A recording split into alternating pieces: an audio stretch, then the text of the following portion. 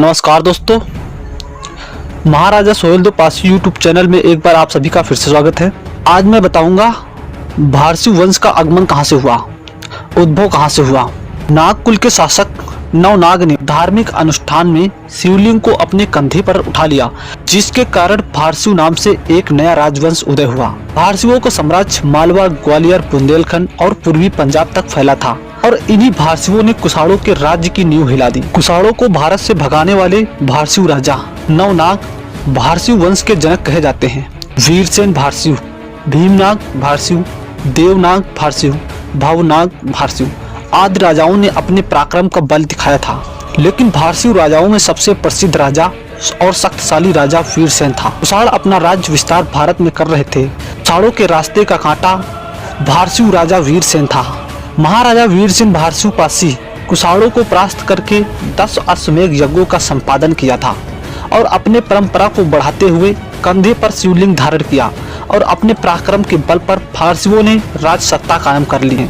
पद्मावती, कांतीपुरम, मथुरा भारसी राजाओं की राजधानियां थी जो समय समय पर बदलती रहीं। 278 के लगभग पाटलिपुत्र से भी कुषाणों का शासन समाप्त हुआ। इसका श्रेय विंध्य शक्ति को जाता है। नोट: विंध्य शक्ति को लेकर लेखक खुद कंफ्यूज हैं। कई लेखक मानते हैं कि विंध्य शक्ति कोई राजा था, जबकि कई लेखक अपनी लेखनी में लिखते हैं कि विंध्य शक्ति एक महासंघ था।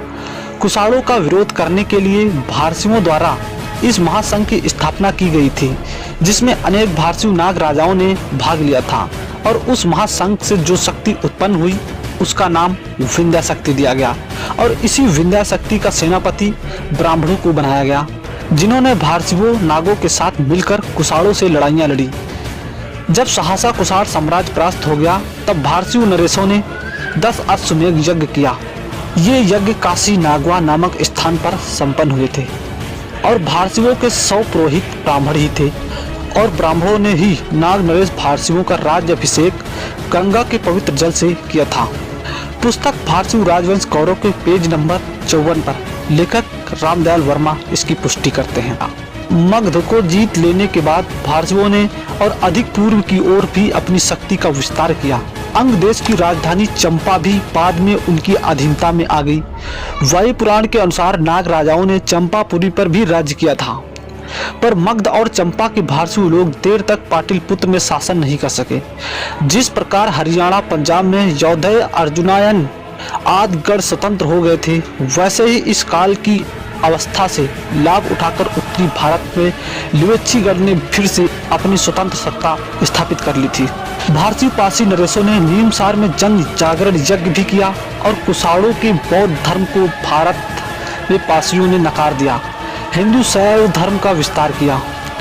पुस्तक भारसी राजवंश गौरव के पेज नंबर 45 पर रामदयाल वर्मा जी लिखते हैं, जब कोई राजवंश किसी से हार जाता है तो उसकी जाति, उसका धर्म भी हार जाता है।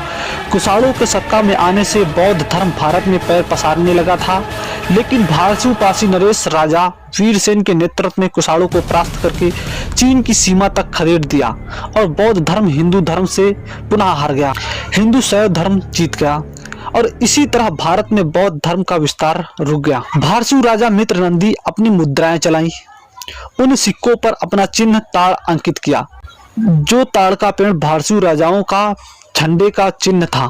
ताड़ आज भी पासियों से संबंधित है व्यवसाय के रूप में। उत्तर भारत की अनुसूचित जाति की लिस्ट में पासी तड़माली के नाम से अंकित है और पद्मावती, जो भारसी राजाओं की राजधानी थी, उनकी दीवारों पर ताड़ के पेड़ बने हुए थे, जो इस तरह भारसी वंश पासियों से संबंधित है। इसके प्रमाण भी मिलते हैं। पासी जाति के महिलाओं द्वारा विवाह के उत्सव पर सदियों से यह गीत गाया जाता रहा, घर में ही गंगा, घर में ही जमुना, घर में ही पंचप्राग, जल कंपय जल लहरी, कंपय कंपय कुषाण की गात। इस गाने के व्यवहारिक अर्थ है, गंगा और जमुना पर हमारा अधिकार है। जैसे घर पर मनुष्य का पूर्ण अधिकार होता है, हमारी जाति भारसियों का नाम सुनते ही कुषाणों के शरीर की रूह कांप उठती थी, जैसे जल और जल की लहरें कांपती हैं। यह गीत पुस्तक फारसी राजवंश कौरव के पेज नंबर 30 से लिया गया है। लेखक रामदयाल वर्मा। लेखक नवल वियोगी प्रोफेसर एम अनवर अंसारी। पुस्तक उत्तरापथ के नाग शासक तथा शिल्पकार आंदोलन का इतिहास। पेज नंबर 86 पर लिखते हैं, हम जानते हैं कि पद्मावती के भारसियों जो मूल रूप से तक्षशिला के टाक राज परिवार की संतान थे, जब उनसे सब कुछ छीन गया तो उनकी एक शाखा पासी बन गई, दूसरी फर बन गई। लेखक रामदयाल वर्मा पुस्तक भारतीय राजवंश कौरव के पेज नंबर 39 पर इसकी पुष्टि करते हैं। लेखक डॉक्टर योगेश प्रवीण। पुस्तक लखनऊ के मोहल्ले और उनकी शान। पेज नंबर 11 पर लिखते हैं कि हिमालय की तराई से आकर लखनऊ पर भारसी वंश के भर और राजपासियों ने अधिकार कर लिया। दोस्तों वीडियो अच्छा लगे हो तो लाइक करें, कमेंट करें और हमारा यूट्यूब चैनल सब्सक्राइब करें। धन्यवाद।